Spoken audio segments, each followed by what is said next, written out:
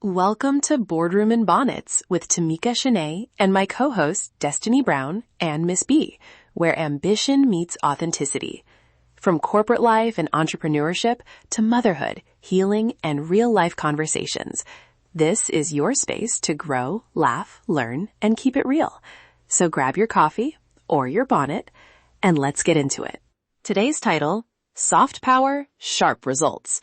We're promising 3 actionable moves you can use this week: presence essentials, an influence architecture for tricky conversations, and a small weekly system that scales your presence into results. Quick credentials. I've led teams in corporate spaces while raising 2 kids, balancing strategy with soft truths.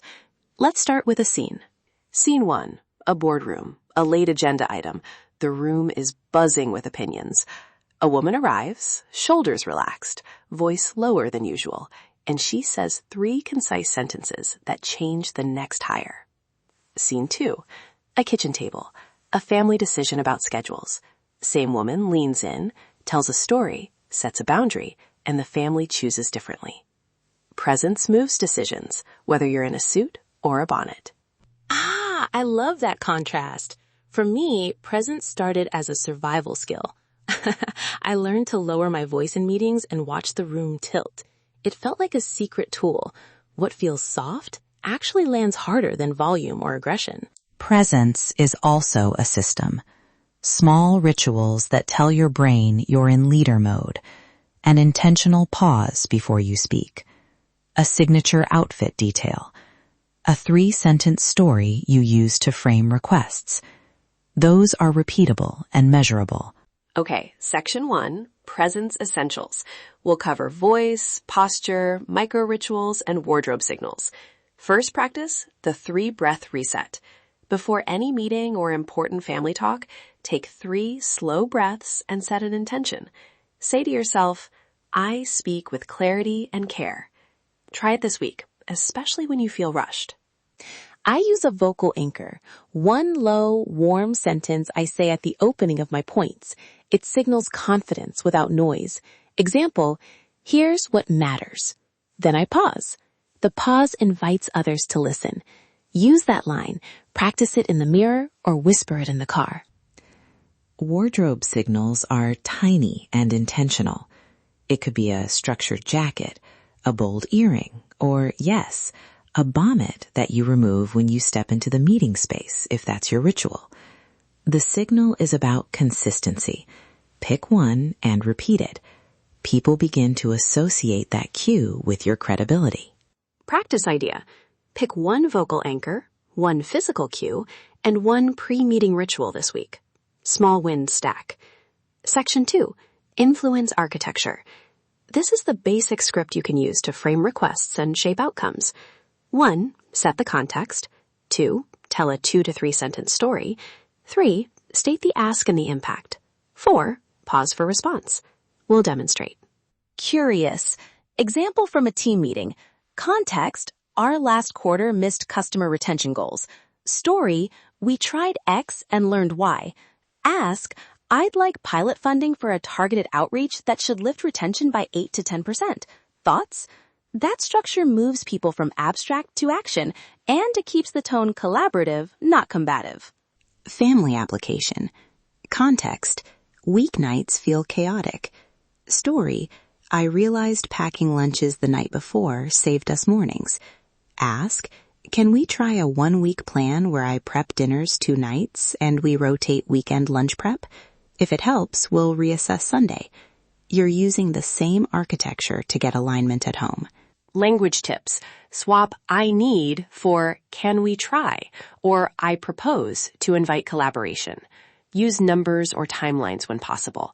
2 weeks, 1 pilot, 1 measurable metric, and always leave a space for input. The pause after your ask is powerful. Don't underestimate story. A quick personal example can reframe a tough ask. It humanizes you and makes the risk feel shared. When I coached my team through change, a 3-sentence story that started with, I used to think, softened resistance and opened curiosity. Also, emotional intelligence in practice, mirror briefly, label feelings, then redirect to the desired outcome. I hear the concern about bandwidth. Valid. If we shift X, we can protect Y. It shows you understand and keeps the conversation forward. Section 3. Systems that scale presence. Influence without systems is fleeting. Build a weekly ritual, a 10-minute presence prep on Monday. Review your calendar, pick the 3 moments you want to show up differently, and write a short anchor sentence for each. Track outcomes on Friday. What shifted? This turns presence into measurable results. Curious. My system. A micro debrief after every high-stakes convo. 1 line about what landed, 1 line about what I'd change. Over a month, patterns emerge. You learn whether your vocal anchor works or if you need a different story frame. Data meets intuition. Delegation cues are part of the system. Use short templates. I need X by Y. What support do you need from me? That language models presence and clarity. It reduces friction, and it expands your influence without extra hours from you. Let's summarize the 3 moves so you can act. 1. Presence essentials. Pick a vocal anchor, a signal, and a pre-talk ritual. 2. Influence architecture. Context, story, ask, pause. 3. Systems. Weekly presence prep, micro debriefs, and delegation templates. Those 3 turn intention into momentum. Rapid action plan. This week, commit to 1 experiment. Try your vocal anchor in 1 meeting, do the Monday 10-minute prep, and after the meeting, write a 1-line micro debrief. Tag us on social if you want. We love hearing what worked. If you only do 1 thing, practice the pause. It's free, immediate, and it gives your words gravity. Use it after your ask, after a story, and watch the room shift. Polished in the boardroom, protected in the bonnet. Okay, friends, quick CTA. If this episode gave you 1 useful tool, subscribe so you don't miss the next one. Leave a review, share it with another powerhouse woman, and try the 1-week experiment we named. We'll read a few wins on the next show. Quick tease. Next episode, we're talking boundary rituals that protect creative time. 2 very practical templates you can implement on Monday. Can't wait. Thanks for spending this time with us.